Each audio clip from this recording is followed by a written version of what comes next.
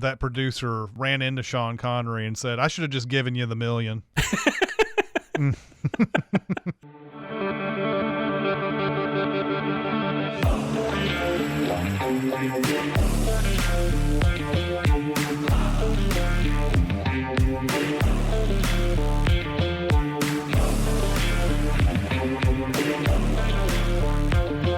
Welcome to Gold, Diamonds, and Death, a James Bond podcast. I am your Double O host, Jonathan Watkins. I am a writer for all things under the Cinemasins brand name and a co-host of the Behind the Scenes podcast.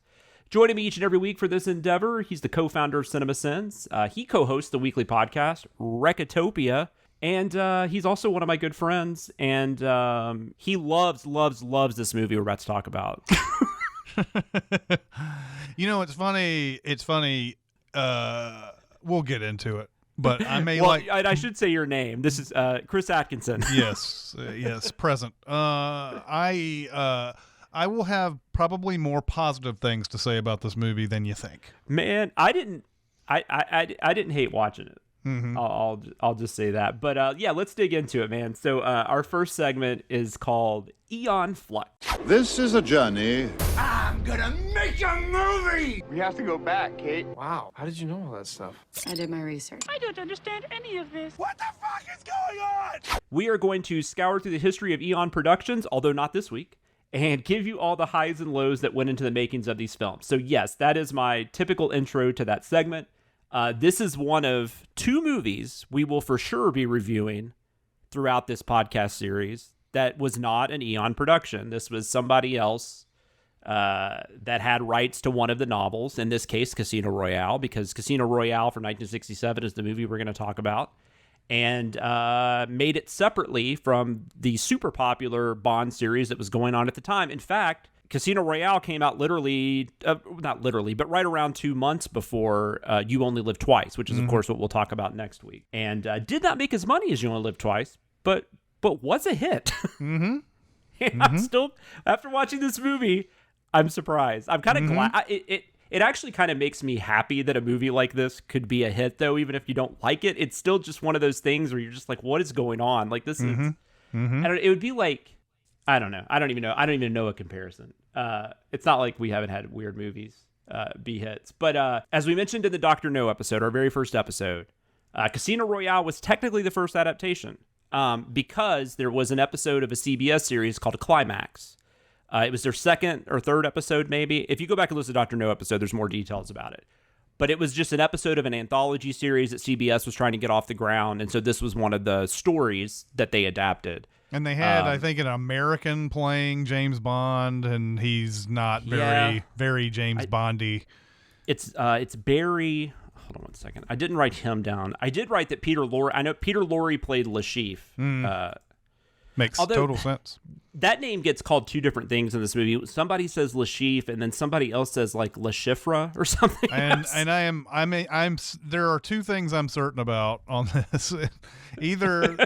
Either they never came up with a proper way to say it, and everybody just said it the way they wanted to, or they did that as a joke, as a thing, so that nobody ever knows what to say, because there's a lot of talk in here about whether he even exists, and blah blah blah and stuff like that. So Casino Royale was the third episode for Climax in season 1. They did adaptations of The Long Goodbye and The 13th Chair before that. And Barry Nelson was who played James Bond. Okay. Yes, and he is very American. Although these are different producers, so that episode airs Climax, and then I guess that was the only rights that producer had. So then Gregory Ratoff, this guy, he purchases the rights in March of 1955 for a Casino Royale. At this point, I think that was the only book that was even a possibility. Maybe he'd released one other. I didn't write that down, but I know that was right around the time when it came out. He purchases the rights for $6,000, which still seems, even today, that would be about $60,000. That seems pretty reasonable, considering what people pay for stuff today. I can't even imagine what MGM paid for it in '99. I didn't look that up. But Ratoff hires Lorenzo Semple Jr. We might have talked about him in the Dr. No. The thing I know most about him is that he wrote the 1966 Batman movie. Okay. And that's one of those things that I've really. Oh, he's written other stuff too, but that's the one I always think about because like that's an interesting movie because even though it's super silly, totally see why people hate it. But what I like about it is like there's fucking jokes in it, like. Like, I mean, there's actual, like, jokes in it. And it's, like, it's kind of a brilliant comedy script. I think maybe the acting, some of the production value, stuff like that kind of takes it down a bit. But the script is really good. 3 Days of the Condor is probably the other movie that he's known for. He also wrote Never Say Never Again, which is the other Bond film. That we'll talk about in the future that was not Eon Productions. He wrote Flash Gordon. So he's had a, interesting career as a screenplay writer. Neither Simple nor Ratoff liked the character of Bond, though. They both did not like that character. So they were thinking about, well, this script never got written, but Simple Jr. in an interview said that Ratoff came to him and said he wanted to cast, I think it was Susan Hayward. Yeah, he wanted to cast Susan Hayward as Jane Bond and make it a female, which is interesting because this is something that's even being talked about up to today. Could there ever be a female Bond? Yep. And we might have had one in 1967, which is interesting, or earlier. So there was also, which I'll get into that in a second, there was another draft, but I don't think Simple Jr. wrote this draft, but there was another draft at one point where Bond's not even in the movie, which is bizarre. So the pitch that Ratoff and his producing partner, Michael Garrison, set up was rejected by 20th Century Fox. And this was a more serious take on the material. This was more of a, we're gonna do this. Yeah. So Ratoff dies not too long after this. He died in 1960. So then comes in Charles K. Feldman. He requires the rights to Casino Royale in 1960 from the widow of Ratoff.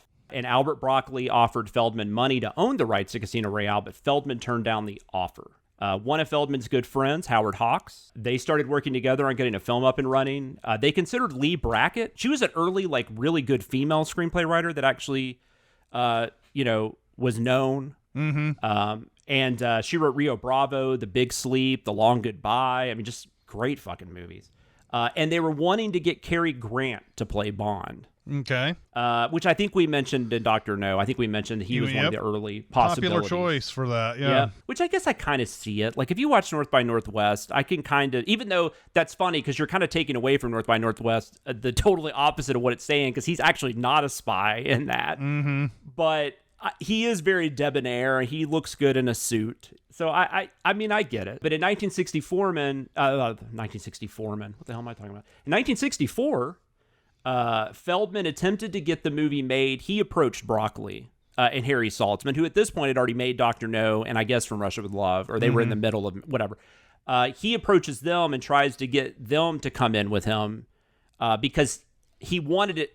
After they made the movies with Connery, A, he wanted Connery, but B, he also didn't think he could compete if he took the serious approach with it. Yeah. Because they had already kind of established that, which is kind of funny to call the Eon Productions one serious, but I guess more serious than this. Sure. They decide, they're like, no, we've got enough shit to deal with. We don't need your book, and so your one book. And so they just went ahead and they went off and made, Goldfinger and so on and so forth.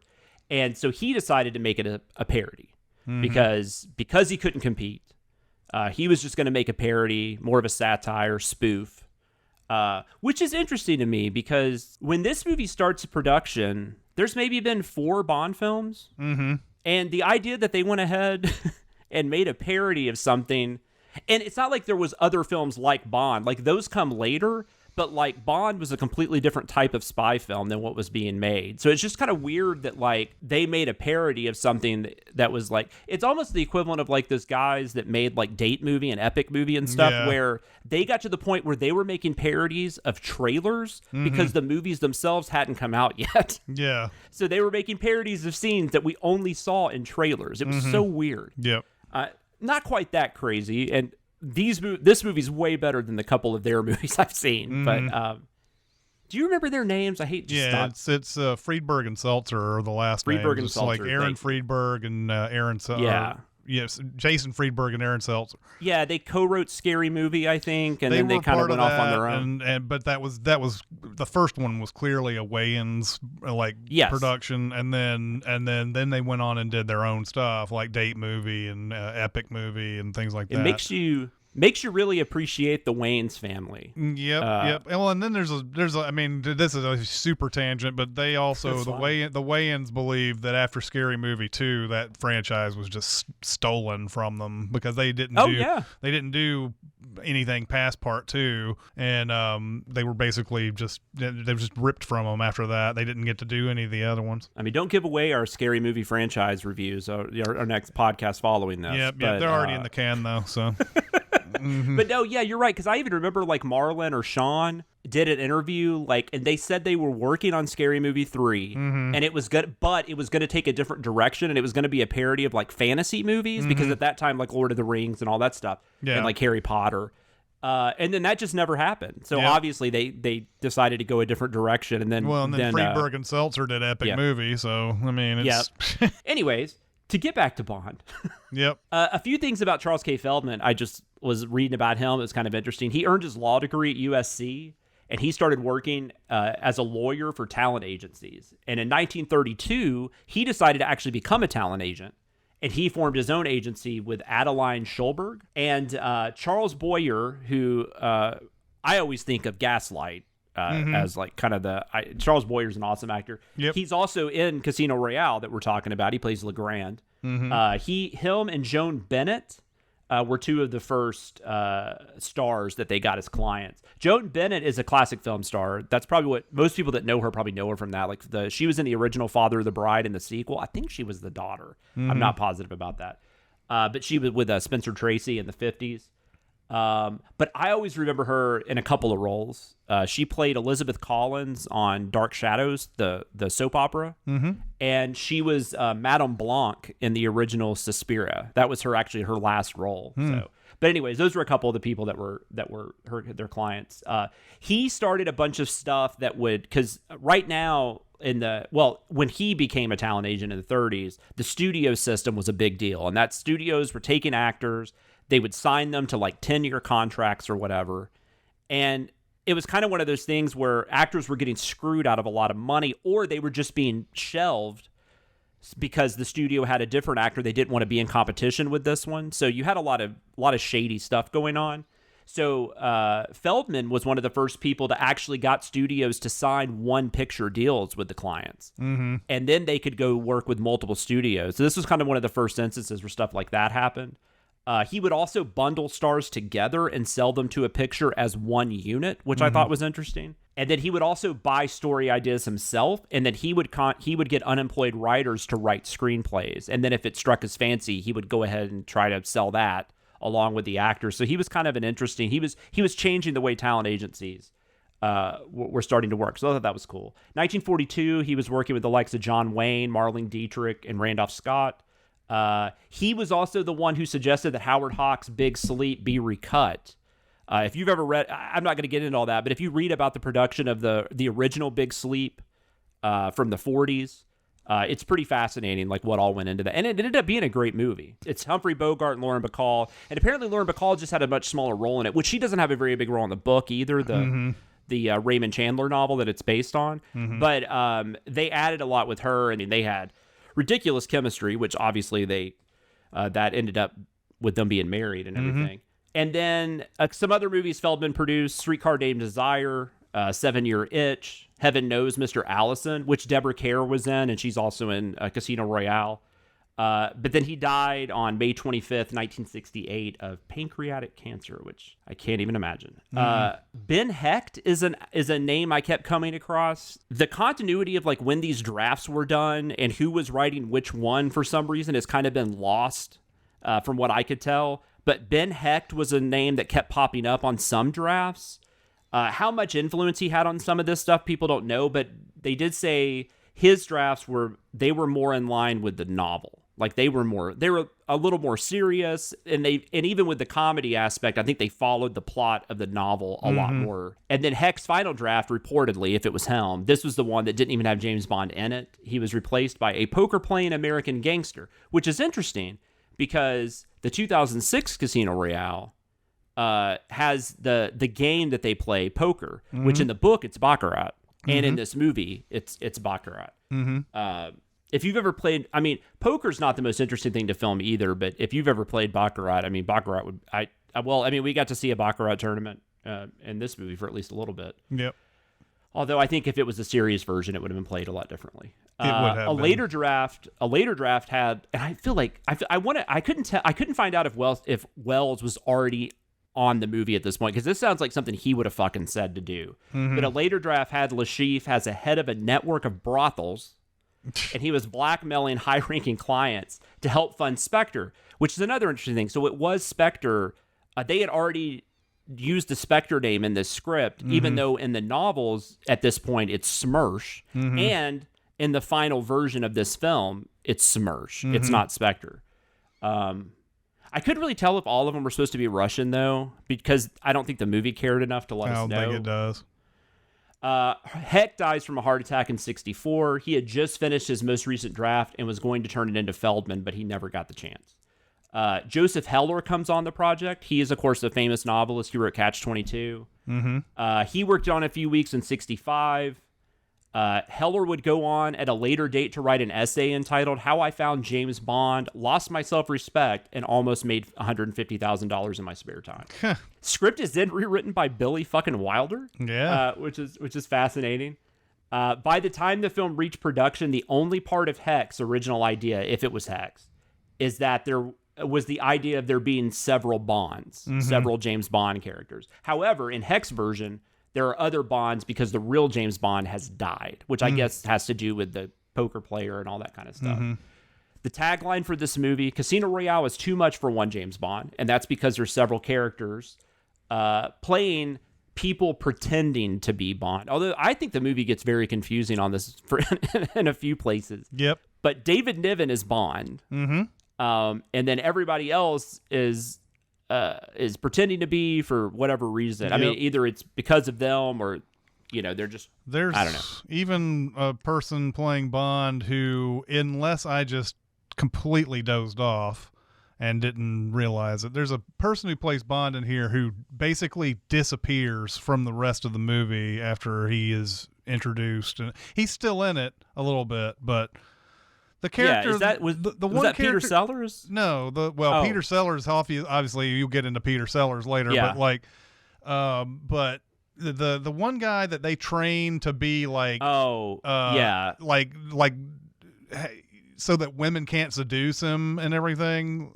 That guy doesn't really do much, does he? After they train him, No, he doesn't. That's Terrence Cooper. Are you talking? So he's the one that ends up because.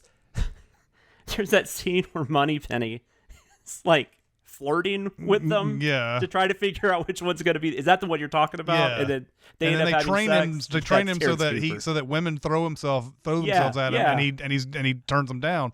But then he doesn't do much after that. I don't think he even does anything really after that. And this whole thing's a mess and we'll get into why. But the other people playing the fake Bonds, Peter Sellers was actually originally, I don't know if he was offered the role, but it was possible he was actually just going to be Bond.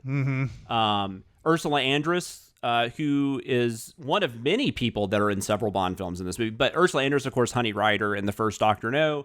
And in this, she's playing Vesper Lind. Vesper Lind. The name just escaped me. For some reason, I didn't write it down. Yep. Which, of course, Eva Green. It's Eva Green, right? Not Ava. It's Eva. Eva Green maybe I makes... don't know. I think sometimes sometimes I hear it as Ava, and sometimes I hear it as Eva, and it's almost like it's Eva. They're not it's not like a full on A. Yeah, like Ava. I've gone back and forth. I don't think anybody cares. Eva Green, who we all love here at Cinemasins, she might be I hate using the term Bond girl, but I don't know how else to say it because that's what everybody says. She might be the best Bond girl. Yeah. When all is said and done, she's in that conversation. Yeah, I think so. So it's really weird seeing Ursula Andress play the same character after you've seen that, because this is the first time I've ever watched this movie. Yeah. I liked Ursula Andress, though. I will say one thing about this movie. I thought Ursula Andress was better in this movie than she was Dr. She's No. better in this than she is in, for sure, because she's given more to do. Let's put that on the... absolutely. She's given more to do, and I think there's some scenes, too, where I'm surprised that she's... I don't know if I'm totally surprised she's playing so many things so straight-faced, or if she's maybe she just, I don't know. I'd love to hear what her thoughts are on this movie, what she was thinking during this movie. Did she think she was making something serious, or did she know for a fact that this was something just goofball? It wasn't like the rumor about George C. Scott and Dr. Strangelove and everything was that he was playing that straight the whole time. He thought it was a real like a straight movie. That's so funny. Mm-hmm. Which is interesting because that was one thing Sellers was trying to do. Apparently, Yeah. Peter Sellers was trying to make this a straight film, which is fascinating. But I will say real quick, the other people that played the fake Bonds, we already mentioned Sellers, we already mentioned Andrus, Barbara Boucher, who is somebody I love just from watching like 60s Italian like giallos and crime films. She's in a ton of those. Joanna Petites, Terrence Cooper, and who we just mentioned, Dahlia Lavi. So those are your people all playing the different Bond characters. And then Woody Allen plays, was it Bond's cousin? Yeah, it's his nephew, I believe. And his name is Jimmy Bond. Yeah, he's playing Jimmy Bond in this. We can talk about Woody Allen when we get to the main review, but that was strange. Yeah. Sean Connery was approached to play Bond in this film. He said he would only do it for $1 million, which I thought was funny because I couldn't find if there was a connection, but that made me think of Austin Powers immediately because that's the $1 million. Well, and also apparently after the production of this movie, that producer ran into Sean Connery and said, "I should have just given you the $1 million." I didn't read that. That's awesome. Yeah. Yeah. Which I don't even know how much he wanted to do it. I think it almost makes me wonder if he said that. I mean, I'm sure he would have done it for that amount of money, but I have a feeling he knew they wouldn't ask him to do it after he said that. Terrence Cooper was also considered, who we just talked about. He ends up playing one of the fake Bonds, and then Peter Sellers was considered to play the actual Bond. He did. Well, I did write down he turned that down. So. There were another reason this movie is crazy. There's 5 directors. Yep. And I still, even mapping out like what all they filmed, it still made very little sense. Val Guest, John Huston's the big name. He also plays Elm for a little bit, and it's really bad. I don't think it's his fault though. Joseph McGrath, Robert Parrish, and Richard Talmadge. Guest and Houston were the only 2 I had ever heard of before this. But Peter Sellers caused some problems, as we have. I heard, yeah. He didn't get along with Wells. There's like I saw multiple versions of stories about this, but there were things that said he was intimidated by Wells, like being in a scene with him. But then there were also things that Wells, for instance, added.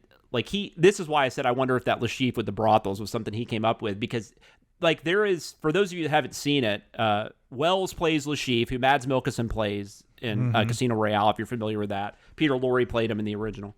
But Wells, also the character of Lashif in this, he's a really good Baccarat player, but he's also like accomplished magician apparently. Yeah. And so he does magic tricks at the Baccarat table. That was all Wells. Wells forced them into letting him do that, from what I read. And that was one of many things that I think Peter Sellers is just like, fuck this guy. Like it almost feels Brando too. Like it almost feels like Marlon Brando and Val Kilmer bullying people on Island of Dr. Moreau. There was also some story about like he was friends with Princess Margaret or something like that. Yes, I wrote that down too. Yes. Oh, okay. Go ahead and tell it. Oh no, you can say it. I mean, apparently she shows up on set. She's Queen Elizabeth's sister, I believe. Yes. And Sellers knew her apparently, but she, like, once she got on set, she went right past him to go greet Orson Welles, and that was another big bone of contention apparently, and to the point that apparently,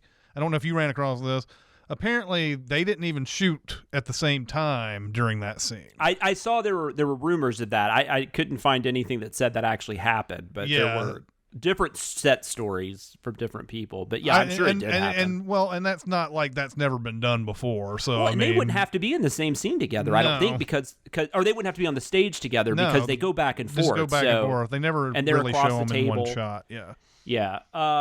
But no, the Princess Margaret thing I thought was interesting.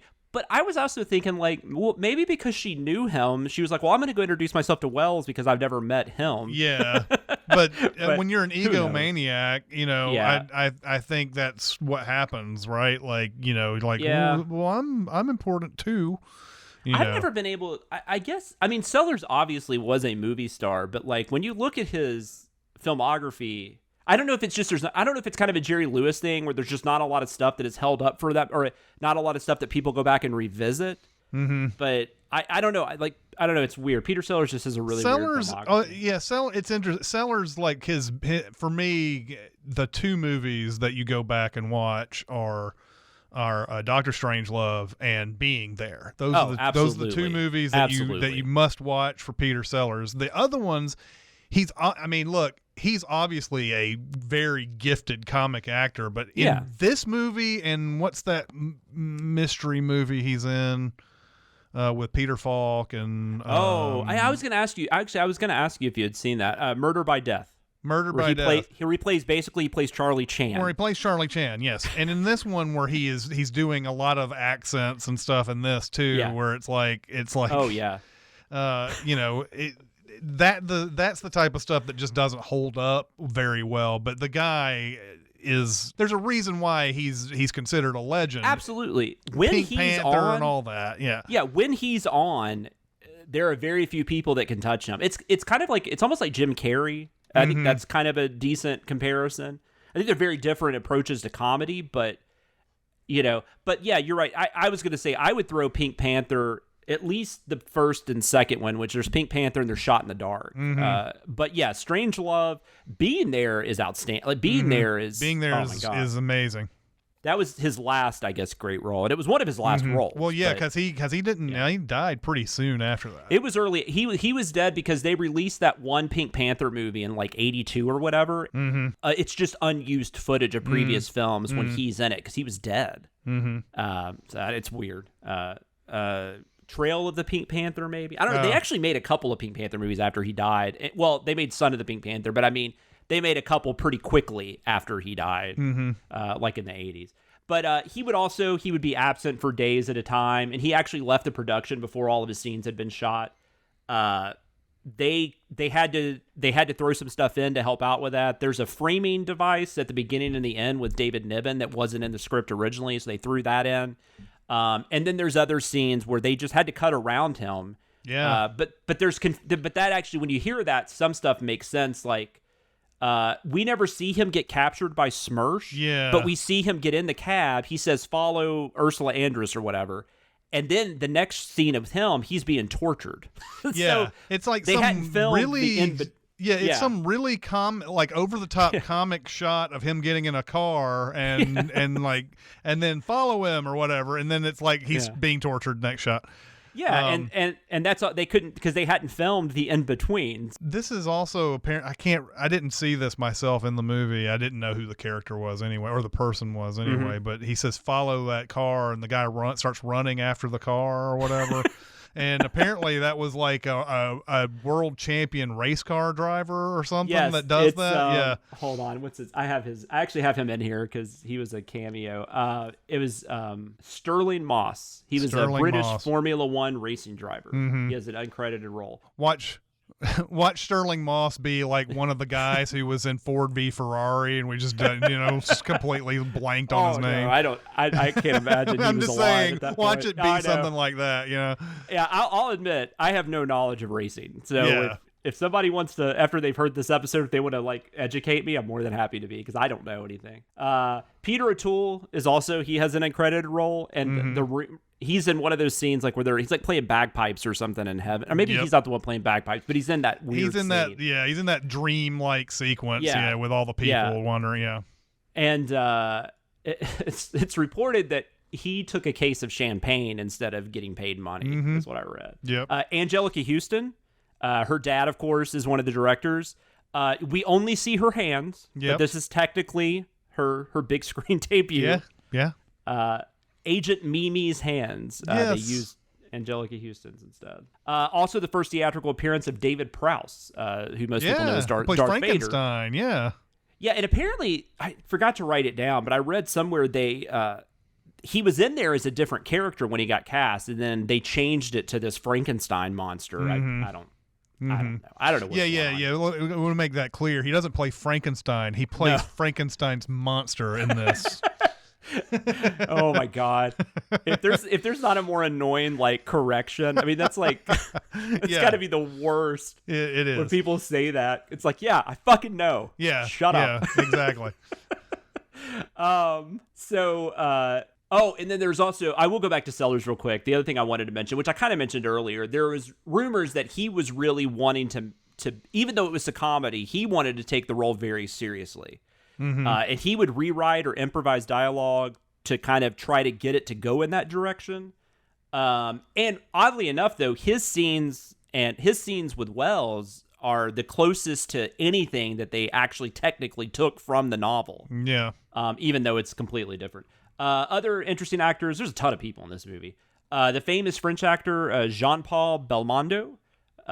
He was in this. He just passed away. Yeah, just recently. He's in Breathless. He's the main guy in Breathless. Yep. And, that's probably his most well known. I mean, he's in a ton of stuff though. Yeah, he's in a million things. He was in a movie, the pre-Luc Besson, The Professional, which has nothing to do with Leon the Professional. That movie is really good. It is. Pierre Lafau is really good. He was also married to Ursula Andress. From 65 to 72. That's a hot couple. Yeah. I bet they had a fun 7 years. I bet. I hope they did. I probably just said that. There's probably some horrible story out there about something that happened. Probably. Orson Welles, we've already talked about. He plays Lashif, which is the character that Mads Mikkelsen plays in the 2006 adaptation.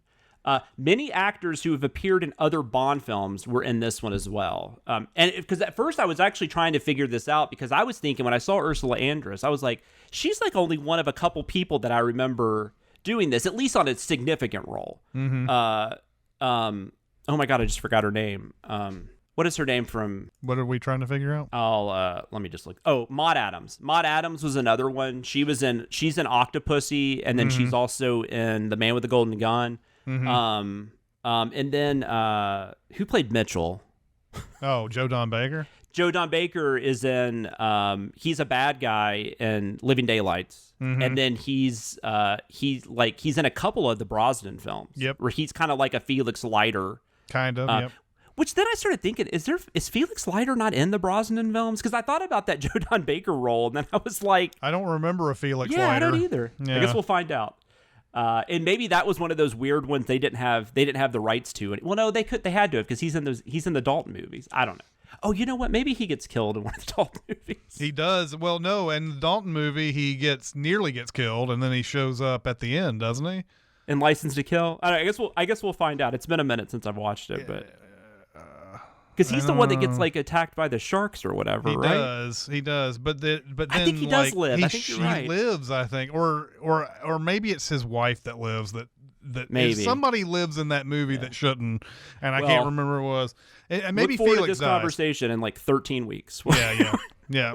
Yeah, because I've seen that one several times. I just can't remember. But it's escaping me right now. Anyways, so Ursula Andress is one. She was Honey Rider, Dr. No. Vladek Shabel, who played Lashif's representative. He was Kronstein From Russia with Love. Kronstein. Yeah. Burt Kwok, the Chinese general in this movie, he was Mr. Ling in Goldfinger. Oh, okay. And he was also he's also going to be in You Only Live Twice. Yep. Jean Rowland, who plays the captain of the guard, she plays a masseuse in You Only Live Twice, or maybe that's a he. I didn't look. I guess it is a he. Angela Scular, she plays Buttercup. She's also in On Her Majesty's Secret Service, which we'll talk about in a couple weeks. Jack Gwillem, he plays he plays an army officer in this movie. He plays a Navy officer in Thunderball. Carolyn Monroe, who I did not see, but she's apparently one of Dr. Noah's guards, and it's real quick. But she's the main female lead in Spy Who Loved Me. I also saw she appeared. It was an artistic, or maybe it was a picture, but one of the book releases of On Her Majesty's Secret Service. She's one of like 5 or 6 women on the cover of that. Milton Reed, he was a temple guard in this. He was also in Dr. No, also played a guard, and he's in The Spy Who Loved Me. John Hollis, who plays a temple priest. He was the unnamed figure who is clearly supposed to be Blofeld. I can't wait till we have to talk about this fucking scene. And For Your Eyes Only. It's like the most ridiculous shit. Do you remember that he goes up the chimney stack or whatever? Does any of that ring a bell? Oh God, I can't remember any of that. It's almost as good as like the car jump in The Man with the Golden Gun, but not quite. And then a couple more. John Wells plays Q's assistant. He played Dennis Thatcher in For Your Eyes Only. And this guy, Hal Galili, He played one of the gangsters in Goldfinger, also one of the at the scene where, hey, Mr. Goldfinger, we gotta go. Yeah. All right. This is pretty much it for behind the scenes. You already mentioned Sterling Moss. We already talked about all that. Burt Bacharach does the score and the music in this. Yep. His song, "The Look of Love," which is performed by Dusty Springfield, it was nominated for an Academy Award for the following year for Best Original Song. They must have not had a lot of songs to nominate that year. Yeah. Original budget was $6 million, which I thought was crazy. That became $12 million. It doubled because of all the complications. By comparison, Thunderball was made on a $5.5 million budget, and You Only Live Twice, which comes out a couple months later, was $9.5 million. Some people in the industry refer to it as a runaway mini Cleopatra. If people aren't familiar, Cleopatra was a big production with Elizabeth Taylor, and which also ended up actually making money, but I don't know that it was super profitable. This film was originally supposed to be released Christmas Day 1966, but it was postponed to April of 67, which put it like 2 months before You Only Live Twice. Despite all this craziness, it was a hit. It was 13th at the box office that year. It made $22.7 million in the U.S., which, according to this, would have been equal to $184 million in 2021. But once again, like we said on the last episode, this movie would not make $184 million if it was released today. It would probably make $22 million today. Yeah, maybe. There were no advanced press screenings for the film. That's usually a good sign. So it got mostly negative reviews. Roger Ebert called it possibly the most indulgent film ever made. Which was kind of funny. So that's just kind of some of the craziness that was going on behind the scenes that I could find. But let's get into which we've already given some of this away, but let's get into what we actually think of it in a segment we like to call a review to a kill. I've got you in my sights. Get the fuck out of my sight before I demolish you. What we've got here is failure to communicate. There's no need to shout. I'm not shouting. Why don't you stop your whining and get on with it? I've heard this shit before. So this is just a section. We're going to give you our thoughts on whatever film we're discussing this week. And this week, as we've been talking about this whole time, but in case you just fast forwarded for some reason, we are talking about 1967 Casino Royale. Was this the first time you had seen this, Chris? Yep. Me too. Yep. First time ever seeing this movie. There are moments in this. I'm gonna get to the positive first. No, that's fine. I think this is one of these movies that the actors are doing exactly what they need to do for this movie.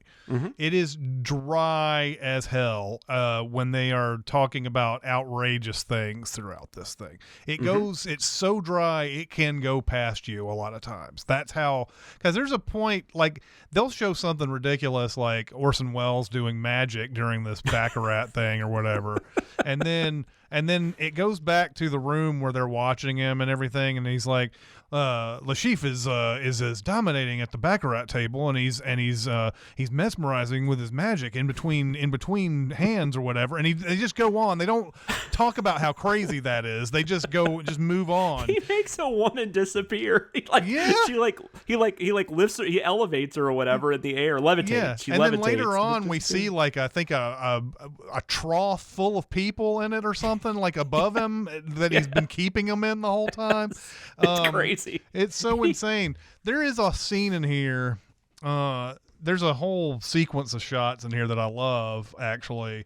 It's during the Joanna Pettit, who's playing Mata Bond, which is Mata Hari. Yeah, Mata Hari and James Bond having a kid together, and they apparently gave her up for an adoption at 3 months old or something, and now she's living in this giant castle with a bunch of dancers and shit. Anyway, Mata Bond has this whole like scene at a dance academy thing, and the sets and the shots during that are amazing during it. Like she walks in, there's like this, it's like all this German impressionistic shit going on. In the movie, and there's even like a moment where is it her mom? That's her mom, right? That's playing the dance Yeah, I think so. I head think it's of the supposed to be. Yeah. Her mom says something to the effect of Mata says something like, we're going to do this at the auction. And she says, auction? I didn't say anything about an auction. He's like, well, we were going to do this because of Lashif. Lashif? I don't even know who that is. And like, you just mentioned that person. And we're like, Lashif doesn't even know who Lashif is. You know, it's that type of absurdity going on. I love that whole scene. And I love Joanna Pettit, who I'd never seen before. I love her in this. I don't think I had. So there are scenes in there, and there's so many just moments of dry humor on absurd moments that I bet if you watch this movie again, and this movie doesn't exactly invite you to watch it again, that's the problem. Mm-hmm. But if you were to watch this movie again, I bet you would pick up on a lot of things that you didn't on the first run, because there's so many things. So overall, I didn't really super like this movie. I do think there's a lot of fun to be had. It does not work as a Bond spoof at all. I don't think it doesn't. It doesn't like ground itself in a story that we can like really sink our teeth into as a Bond movie, because there's so many different Bonds. David Niven is employing a million different Bonds in this thing. And there's not a story here that's like, oh, that's so recognizably Bond or anything. So it doesn't work as a Bond spoof very well. It has some moments, but I don't know if you're looking for the overall rating yet, but no, not yet. We could say that, but yeah, no, it's I agree with what you're saying. It's interesting because I was surprised to find out Lorenzo Semple Jr. isn't he actually credited on this? Because when I was talking about the 1966 Batman, that's kind of how what this movie structure reminds me of, like the just the bizarreness of it, you know? Yeah. But that one has a much tighter script, and maybe if Semple had actually written some more on this, then maybe we would have gotten there. But it's a really just bizarre movie. There's something I actually meant to mention in the behind the scenes, but this just shows you how bizarre it is. George Raft plays a character who comes in towards the end of it, and he does this coin flip. Mm-hmm. And that's actually something that is paying homage to his character. He was in the original Scarface, and that's kind of a famous scene from that. It's been a long time since I've seen it. I just saw this when I was reading stuff, so I don't really remember.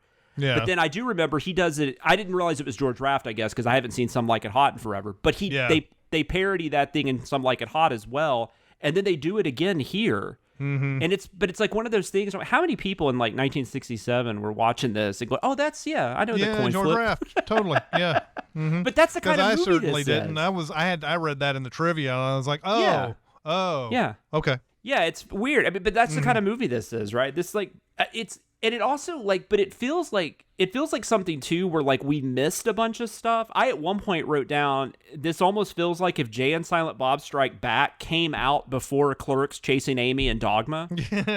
Yeah. Because it's just like it feels like it's a bunch of like in jokes and stuff, but it's like stuff that we haven't been privy to, the information that came before it. Yeah. So it would just, like, if Jay and Silent Bob just showed up in 2001 and started telling jokes, you'd just be like, who the fuck are these guys? Mm-hmm. What are they talking about at a convenience store? Like, what is, you know, that's kind of how, this movie is 60s as fuck. Mm-hmm.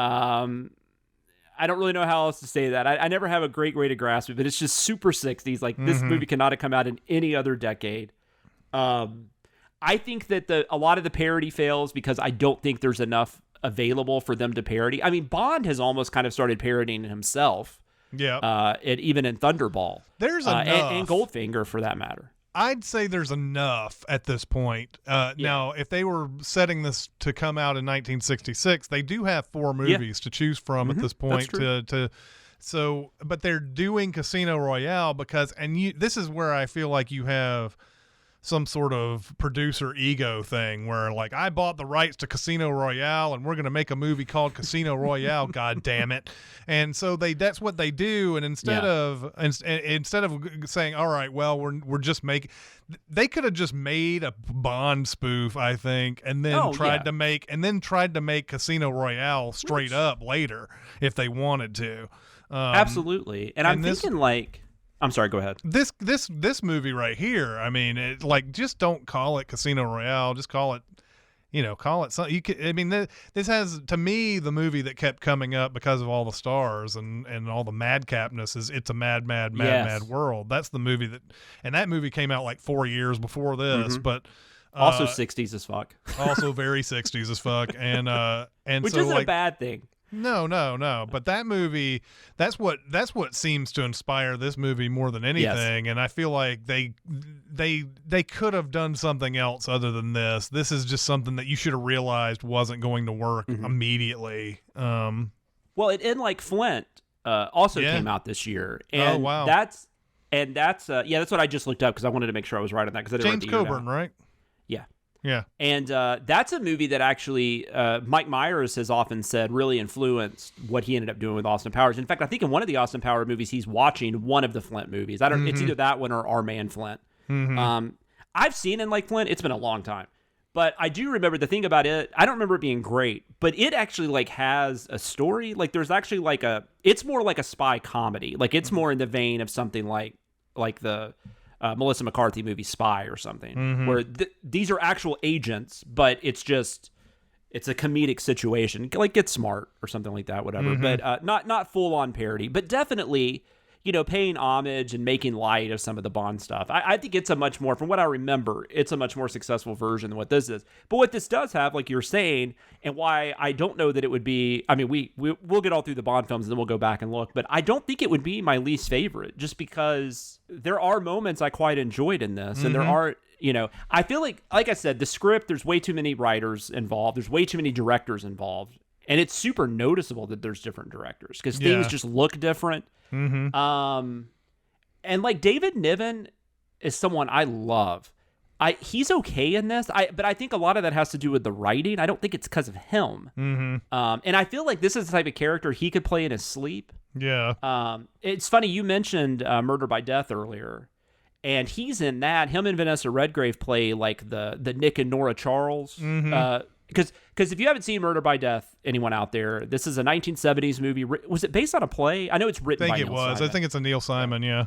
But you have this character played by Truman Capote who invites all these famous detectives to a mansion.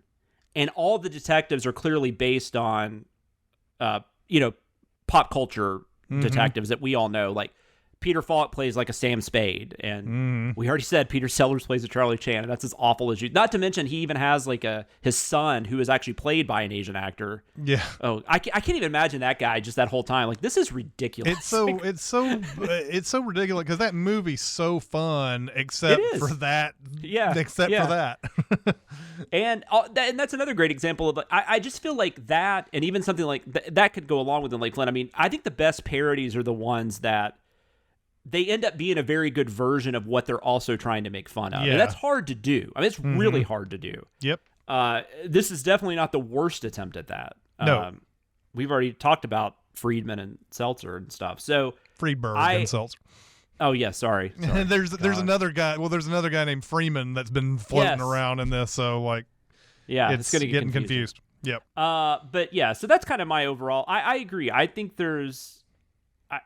This is not like a complete waste of time, but it's also kind of a hard watch because when it's not good, it's really not good. Yeah, like it just doesn't work. Pretty much everything with Peter Sellers kind of sucks. Like and even the stuff with him and Wells. I mean, the ridiculousness of the magic stuff is funny, but other than that, the whole scene with him, Peter Sellers, and Ursula Andress in that where where Vesper Lind is trying to get him to learn how to wear different clothes or something, so he keeps popping into new uniforms every time. Like they'll cut to her and then they'll cut back and he's in some new uniform or whatever. That whole scene like drags quite a bit. Like it's not nearly as funny as it could be. And including a moment where Sellers plays full on Hitler for some reason. Yeah. Which comes out of nowhere. There's a lot of scenes in this where it's just, you can see the conflict of him trying to play that seriously. Yeah. And then him being told that he has to do some jokey stuff, all throughout the thing. So yeah, the Peter Sellers stuff, it's pretty bad in this. And like I said, Niven's fine. I'm with you though. I kind of just enjoyed the women more. Like I think Ursula Andress has some moments in this that she doesn't get to have in Doctor No, which is interesting. And then who was the actress you already mentioned? I forgot her name. Played Mata Bond. Jacqueline Patet. Yeah, I think she might be my favorite. I looked her up after this, and she did a lot of TV and stuff afterwards, but not a lot of movies and everything. But I really like Barbara Boucher too. I'm a fan of hers. I mean, she's very beautiful, but all the women in this movie are. But they're ridiculously beautiful, all of them. They are. But Boucher, like I've seen her like probably like 8 or 9 other movies, and they're all just like they're all like I said, most of them are either giallos or crime films because that's just an area that I enjoy watching stuff. So she pops up a lot in some of those. She's really good. There's one which is a giallo, and they have the weirdest names, but there's a movie from I think 71. It's called Black Belly of the Tarantula. That she's really good in that. That's a really fun murder mystery kind of thing.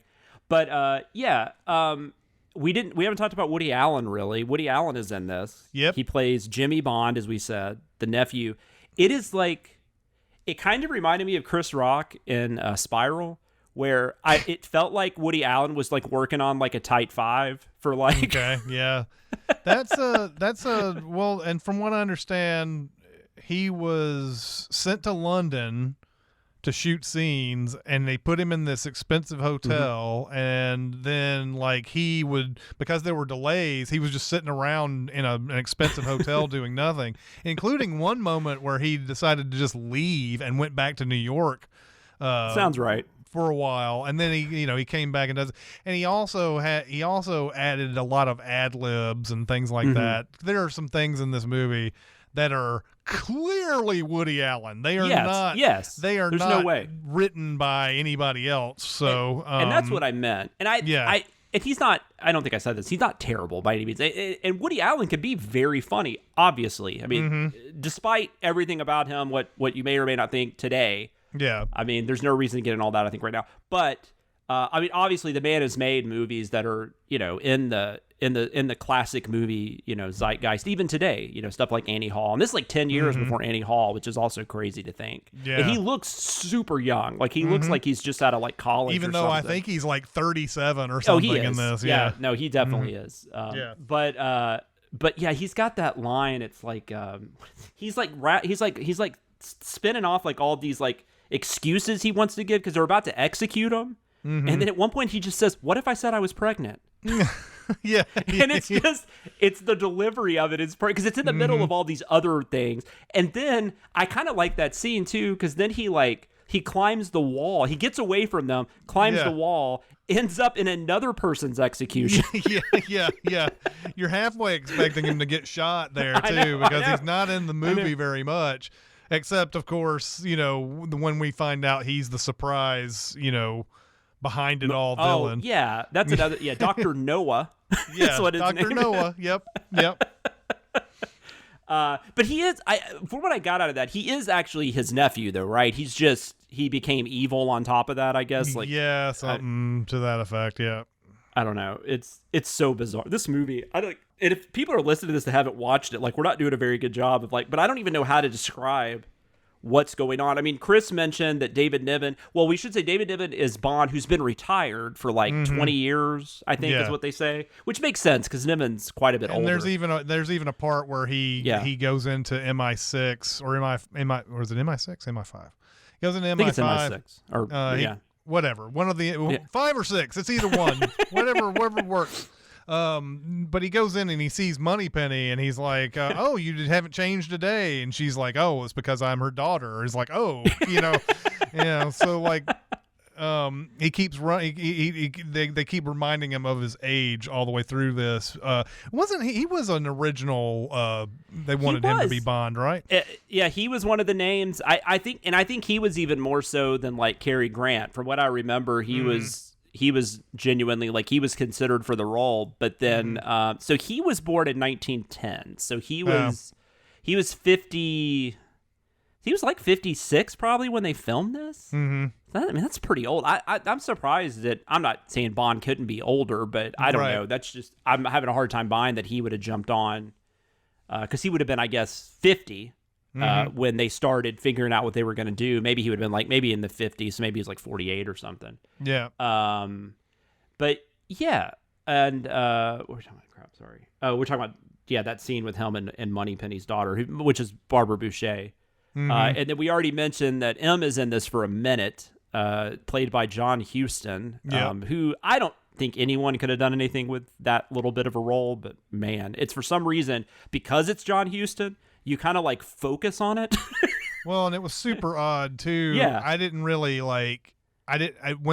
so they had this whole thing set up so that Bond would come back. Yes. And the soldiers blow up Bond's mansion or whatever. Mm-hmm. I may have looked down for a second. I didn't even see John Huston's character die. I just saw the toupee fly off and whatever. And then the next scene, they're going to his funeral or whatever. Yeah. They're going to his old house, and like the only thing he's got left is his toupee or whatever. He presents the toupee to his quote unquote wife, and this whole scene where it's like a bunch of women are trying to like damage Bond's reputation because apparently this Bond doesn't sleep around and he's only been with one woman in his life and all this. That none of this like lands at all. I think this is the Deborah Kerr part of it. Yes. She's terrible. Yeah. I'm like, they're going, poor Deborah Kerr. Yeah. That whole thing where it reminded me a little bit, but not nearly as funny as the Monty Python the Holy Grail thing, where you have Sir Galahad has to has that he's supposed to be virtuous and everything, and he goes to that castle with all the women who want to rub him down and like give him spankings and stuff like that. That's the thing. God. To me, that's the thing. Like that's where that should have gone, but it didn't. And because they come in to save him or whatever, right? He's like, no, I'm good. yeah, exactly. Yeah, he's like, oh, there's too much peril. It's like I think I can handle the peril. Yeah, a much better, a much funnier movie. But I will say, the more we talk about this movie, the more I'm kind of digging it. I mean, it's not good, but like it's too many watchable. sections. There are too many sections of absolutely no laughs, and then it'll go into an area where you're like, oh, this is amazing, and it could be because there's 5 directors on this movie, and I don't even get that. Like this doesn't. Like I don't even know how I couldn't even figure out, like I couldn't find anything that said why they chose to do that, because this isn't like an anthology. No, you could make it that way, totally but it's not. Could make it one, but it's not. It would work better as an anthology if they did that. Probably, yeah. Because the thing about and we talked about how they had to cut around Sellers because he just finally left. I mean, you've got the whole thing. Ursula Andress is kind of like with him, and then he's gone for whatever reason, and then now she's with Niven. Yeah, and like all that's kind of confusing. And there's just a lot of stuff like that. There's a lot of scenes that just don't play at all. I mean, it's like it's feast or famine for like the entirety of the movie. It's also too long.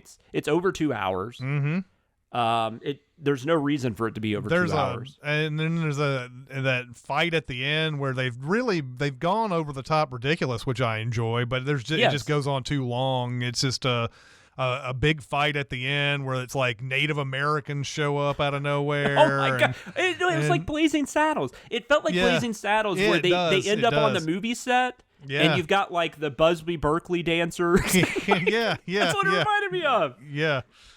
But much funnier version of that scene is in Blazing Saddles. But I am wondering if Mel Brooks was like, I have a better idea for that. No, seriously, this movie could be the inspiration for a lot of better movies. You never know. I think you're probably correct. Like I said, I swear, like that $1 million thing. I tried to find something mentioned about that, but that is like so like and that's behind the scenes. That's not in the movie, but it's just something like that. Like if that's what inspired, it's crazy. But I could be wrong.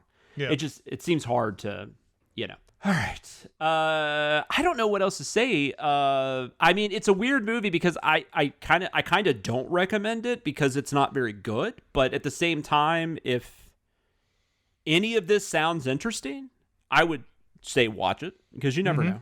Mm-hmm. Yeah. And this movie definitely has fans. Like I said, I think even a second viewing. But the problem is this movie doesn't invite second viewings, really. No, not at all. It's just that if you were to give this a second chance, even, I think you would pick up on a lot of things that went past you in the first. Because like I said, I can't stress enough how dry this movie is. when it comes to a lot of like absurd things. And that's something that really hits my wheelhouse because I think that's how you should do spoofs and parodies. It's just that there are so many moments that are not funny at all, that drag and everything, that you have to wait through a lot of stuff to get to the good stuff throughout. But you're right, though, because when you look at the best parodies, I mean, your main person is, if not dry, it does not realize they're in a parody. Does not acknowledge the humor whatsoever. Yeah, Leslie Nielsen and Naked Gun. Yep. I forgot his name from Airplane. Robert Hayes. Robert Hayes. If you look at all of Airplane and how all those actors, there's never once a moment where they kind of like give this like a head tilt or a knowing look at the camera or anything like that, which is funny because they do that in Top Secret, and I love that a lot. But like even in all those early movies, they don't do it. And then you see even movies that David Zucker does later on. Yeah. People who just can't let it go. They have to do the head tilt, or they have to like look down like, oh, that was a weird thing I just said, or whatever. And it just ruins a lot of the things. I don't even know what the last like really good parody was. Hot Shots Part 2? Has it been that long? That might be the last one. That might be the last one that's down, and it's like not solid. Great, yeah, but that's it's solid. That's the last solid. one that's solid. Like the first Scary Movie gets close. I don't think it's as good as that. Even Hot Shots Part 2, but no, I don't either. I don't. But think it's that's the one that gets closest, I think. And then everything after that is. I mean, Scary Movie 2's got its fans too, but there hasn't been any. Even when Zucker comes back and does some of these movies like superhero movie and I'm a big fan of Basketball, but that's not really a parody of anything. Yeah, it's just a goofy movie. I don't know. Even when Zucker comes back, there's some things that are just kind of like. And I think it's weird too. I don't know if you could make Airplane today. Like and I'm not even talking about like there's problematic stuff or anything like that. I'm just saying like. I just think the way, because even like how serious just everything is now, like even like, I mean, Marvel movies and stuff, they have humor in them, but I'm just saying for the most part, like everything is treated so realistically with a lot of these films now. And I don't know. I don't know. I'm trying to even think of like what would be a parody from the last 10 years. I'm sure there's some, but like something that actually got like a big release. I can't think of anything. Yeah. And a lot of the stuff you get a lot of stuff that's kind of tongue in cheek and kind of self-aware anyways. Because like I guess you could, like I've heard people call Scream a parody, which I think Scream definitely has comedy in it. I think it's a satire probably in some places. But it's definitely not a parody. No, it's not. I mean, those are people in an actual situation.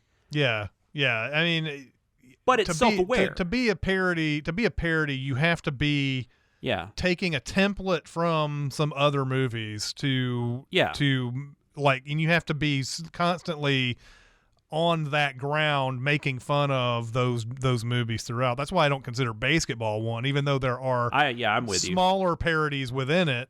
Like, there's a parody of Titanic in it, and there's things like that, parody of Unsolved Mysteries, but there's not like a parody. It's not a parody of any.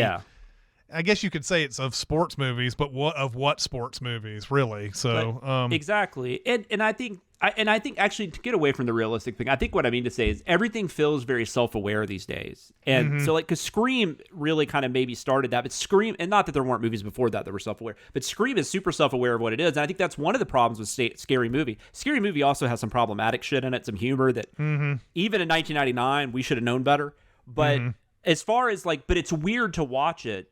And also, National Lampoon's Loaded Weapon 1 is one of these movies too that's weird to watch because the movies they're parodying are like so self-aware of what they are. It's bizarre. Like it just doesn't connect. So I think it's harder to do that. I think like something like Blazing Saddles, Young Frankenstein, Airplane. I mean, these were taking movies that were like serious movies from like the 40s and 50s or whatever. And I just don't know that you have those kind of. I don't know. I just think it's a different era, and it's just not something. And there's nothing wrong with that. Well, and also the whole idea of parody got bastardized in that Friedberg Seltzer era because they obviously took things they liked about Airplane and Naked Gun and all those, and applied them to those movies, but they didn't like spread it out in a certain way, or they didn't make it everything. I could go on. I don't want to make this a whole podcast about what they did wrong with those movies, but I know. but they didn't. They only took the broad strokes from Airplane and Naked Gun to make those movies. So this is the most times their names have been mentioned in probably 10 years. So probably they should be happy. Right. We got all of a sudden like date movie. Reynolds. And considering how dry this movie is, like, think about, like, this movie is drier even probably than Airplane is. And, it 100%. And we're talking about an evolution here. Went from, if we're talking about parody movies, went from this to, like, epic movie where they've got like Ashton Kutcher doing like punked. There's like punked references in those movies, like. It's like, come on, man. And here we just get George Raft flipping a coin. Yeah. Mm-hmm. It's like, that crazy George Raft. George Raft and his weird backward shooting gun. That was crazy too. Mm-hmm. Good God, there's so many things I've completely forgotten to even talk about because there's so much shit in here. As dry as it is, they still throw a bunch of crap at you. There's just still a lot of absurdity for sure in it. It's wild. Maybe I do recommend this just because it's one of those things that I can't call it good, but it's so crazy. It has to be seen to be believed. And I don't even know what to compare it to. Like other than like we've compared it to a million movies, though. I mean, like that's the thing. It's not any one movie you would compare it to. I guess that's what I'm trying to say. There's just a ton of things. Like I said, it's a mad, mad, mad, mad world, and movies that came after it, are certainly. But anyway. I think the main problem with this is they didn't have like a specific vision because you have 5 directors, you got a ton of screenplay writers are credited on this. Then you've got actors like Peter Sellers who are uncredited writers as well. Exactly. And then you've got Peter Sellers who's doing whatever he wants to do. I'm sure Wells was kind of doing whatever he wanted to do too. Wells never gets up either. He's sitting down like he's just at that table the entire time. I think so. I think that's right. Yeah. And so it's insane. Like it is got to be the weirdest Bond film we're going to talk about. It is easily the weirdest. Even though dumber things happen in other ones. Yeah. This is the weirdest. There's no doubt that. So real quick, we'll go ahead and we'll do our rankings for this film. We rank in 5 different categories if this is your first time listening.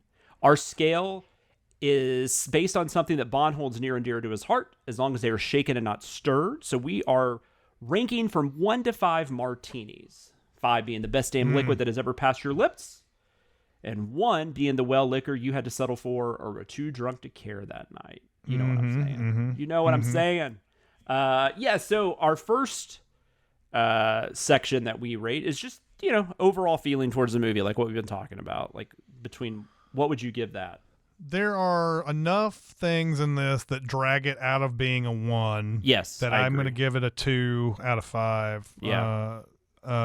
Like I said, that whole scene with Joanna Pettit, I hope that's how you say the name. That whole scene with Joanna Pettit, I think that whole sequence with her is well worth watching the movie over. Then there are just a lot of great delivered jokes in this that just go right past you if you're not paying attention. So there's enough in here. It's just like, I wish this might have benefited by cutting 30 minutes more out of it and just, I'm all down for that. Yeah. I know what you're saying. Anyway, 2 out of 5. Yeah, I'm going to give it a 2 also. I this isn't 1 territory. There's going to be a few that are, but not this one. I think there's going to be.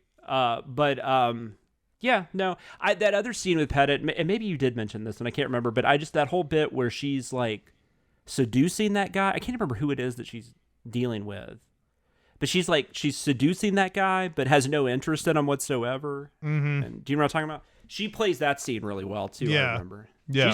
She's great. That's unfortunate she didn't get a huge film career, or at least did more than she did. But there's nothing wrong doing television. Yeah. The Bond, which And there's millions of bonds.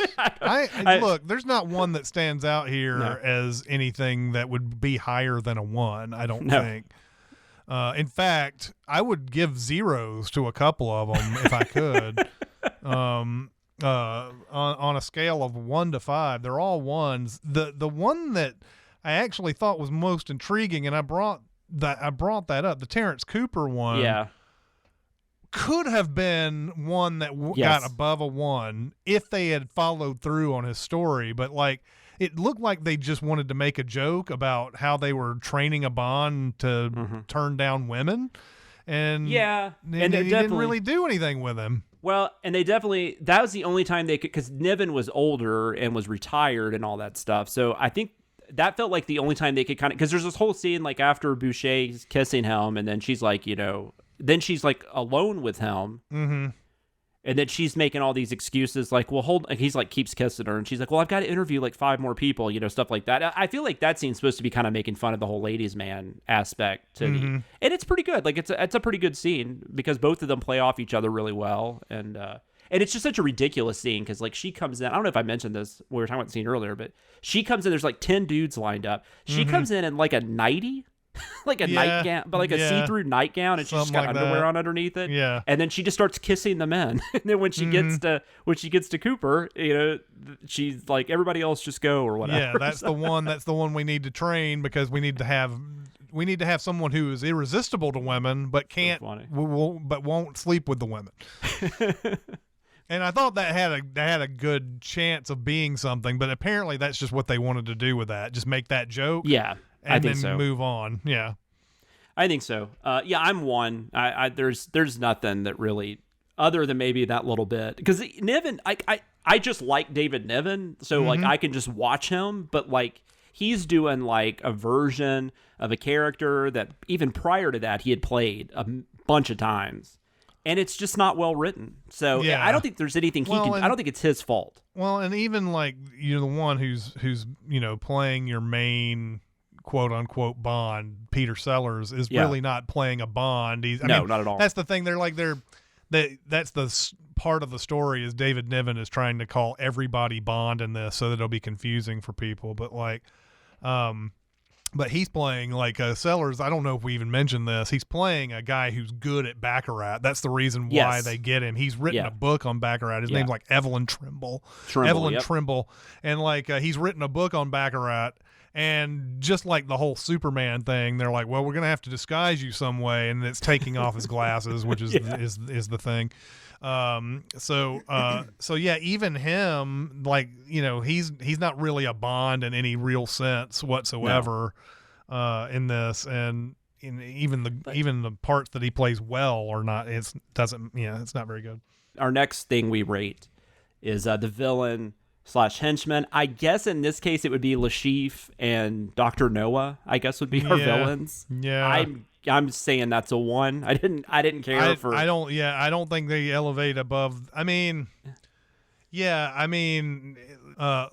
is hamstrung by the fact that he is a character who is trying to cover for his gambling debts, so he's not really someone who's ever in charge of anything, really. There's no plot that's he's really in charge of in this whole thing. And then the Dr. Noah thing is just kind of thrown in, right? Yeah, I mean, just thrown in at the end.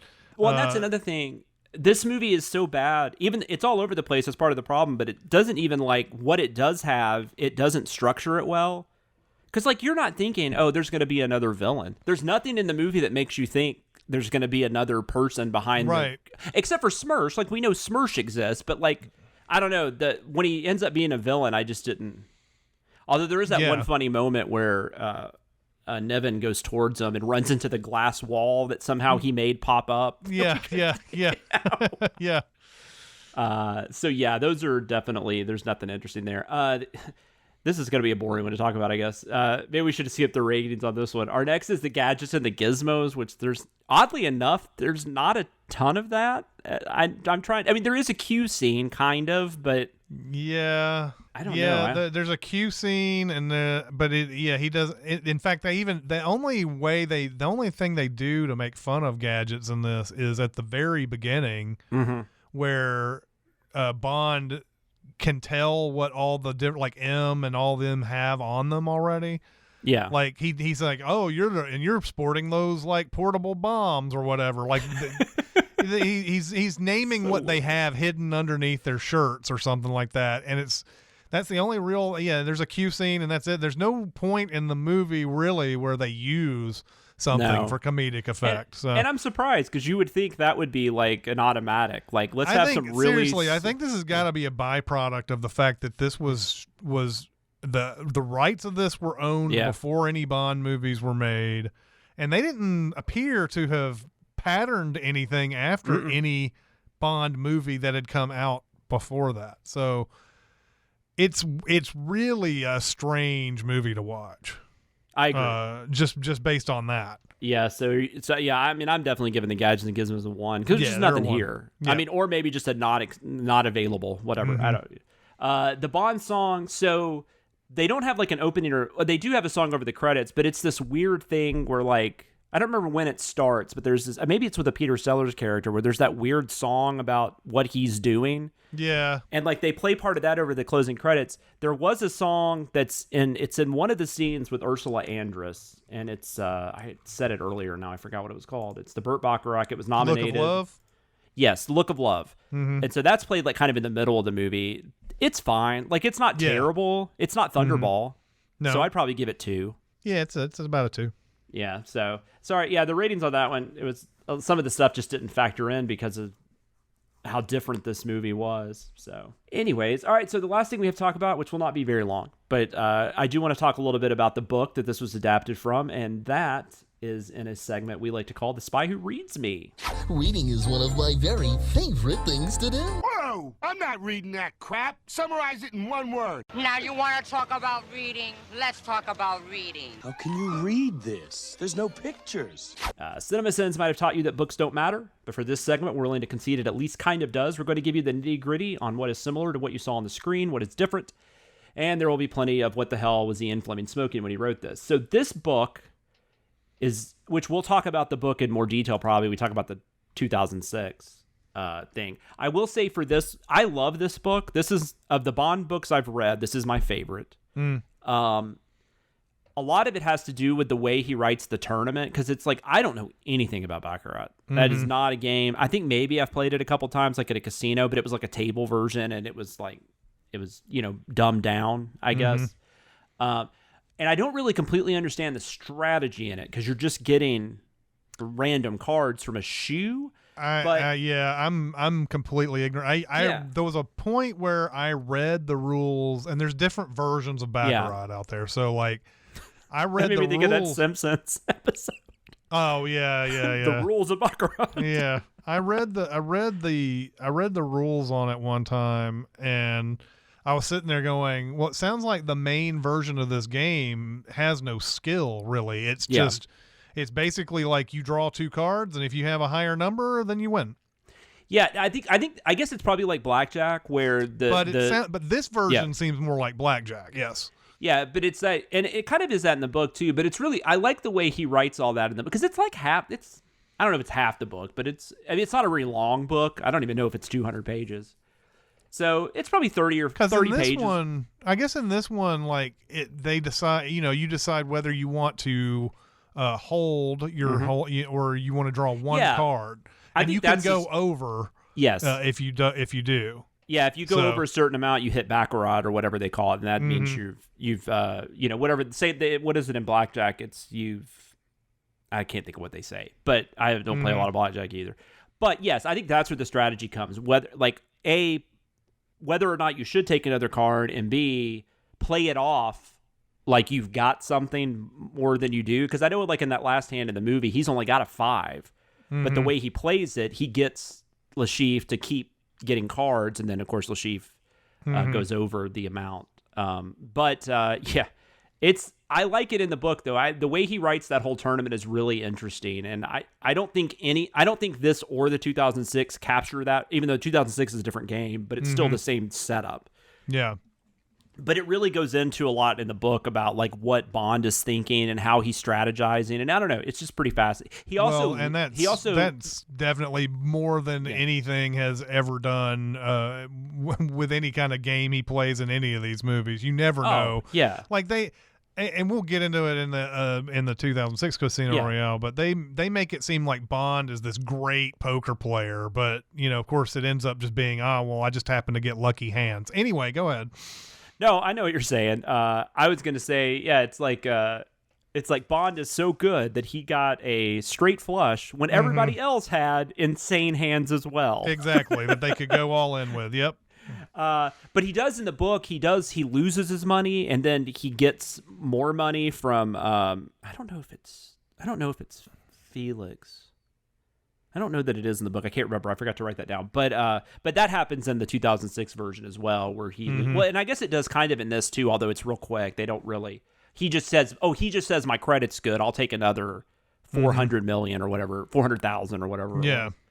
But in the book and in this movie, it is Lashif is trying to he loses money or something, and Spectre, Smersh, whoever it is in the book or in the movie.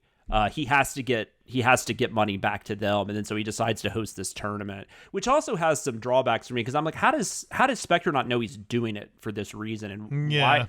I don't know. That's a whole other thing. Maybe we'll talk about that more in the 06. But that's really the only thing in this that is remotely similar to what's in the book. He is not retired at the beginning of Casino Royale. In fact, he's not a young agent, but he's still an agent. He's still a working agent. There is a torture scene in the book, there's a version of that in the 2006 adaptation where Lashif is torturing him, and that's what happens in the book, that Lashif is torturing him. I don't recall if it's the thing to the nuts, but it is a torture scene. This scene is not in the movie, but it did exist in early drafts. There was a character named Jita, and she was Lashif's wife. And she actually ends up torturing Bond. Well, apparently in this movie, he's got the torture device draped over his chair or something like that. It's kind of a callback to it or whatever. Yes, they do do that, but it's the scene itself. But it was in this, but it was going to be like Bond somehow the wife, the Jita character. In the original version of the screenplay, she gets half of her face burnt off or something, and it's because of Bond. So she ends up being the one that tortures him. But I don't know. I don't know, and I couldn't even figure out if they had shot that or if that was just. I think it was just in an early version, and then it got taken out. Because I saw some characters that they got rid of, and none of them were that character. We also, like I said, they do use baccarat in the movie. That's what's in the book. It's poker. In the 2006 version. It is interesting, as we mentioned in the behind-the-scenes part of this podcast, one of the early drafts of the script, instead of Bond, you had a poker player that was pretending to be Bond or whatever. So I guess in that version it was poker, and I think it even took place in the States. I don't remember exactly where it was, but it was somewhere. And then they used Smersh in this, which Smersh, of course, was the one that's in the novels up until Thunderball. But Spectre started in Dr. No, and in the original drafts of this, it was Spectre. So that was something that someone had already thought that up. It was probably while they were working on the Thunderball script. So that's interesting. But then they, for whatever reason, they changed it back to Smersh, and they don't really say why. So there's really not a lot to talk about as far as the adaptation goes, because they really didn't use anything other than the baccarat tournament, which is like one of the worst scenes in the movie. It's like when they actually try to be Casino Royale, it's like it's the worst. And also the Casino Royale title doesn't even make a lot of sense. It's just, I don't know. It's all because they had the name they had, like that's the producers, man. They're like, I got this movie. I got this the name of this movie. Yeah, I mean it's true, and it's not like this isn't the first movie to take a title and then do its own thing with it. No, so I mean, it's not. At least it's not the last. I'm sure it's not the first either. But this has happened many times. Like if you want to, although this is actually a good show, but when you watch that new Perry Mason on HBO. You're just like, why is this called Perry Mason? It's like that's a great example. Like they just took that IP and then we're like, but we're gonna do our own like dirty, gritty crime show. But anyways, all right. So yeah, I hope you guys enjoyed that. I'm really glad we decided to do this one. I thought that was a lot of fun, and it was kind of a departure. And our review of this is as all over the place as the movie is. The movie is. Yes. So if you're looking for things to critique about our review, it's just that it's exactly like how Casino Royale 1967 is. Like that's what we inadvertently did here was we made a messy review out of a messy movie. We talk about, Jason Freeberg and Eric Seltzer, the Wayans brothers. We talk about Monty Python, the Holy Grail. It went all over the place. I want to go watch that scene now. I love that scene so much where they come to rescue him. Yeah, yep. So great. So good. It's like, no, man, just leave me. I'm good. Yeah. Also, before we go, we have social media. You can reach us on Twitter. We are at GoldSpy007. You can also reach out to me directly on Twitter. I am at SamLoomis13. You can email us at golddiamonddeath007@gmail.com.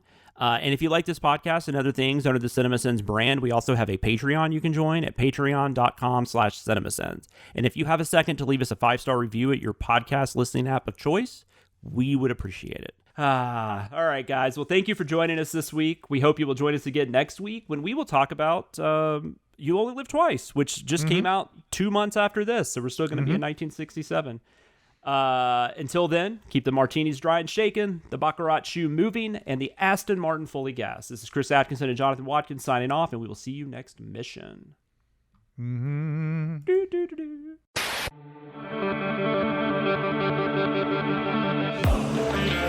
Thank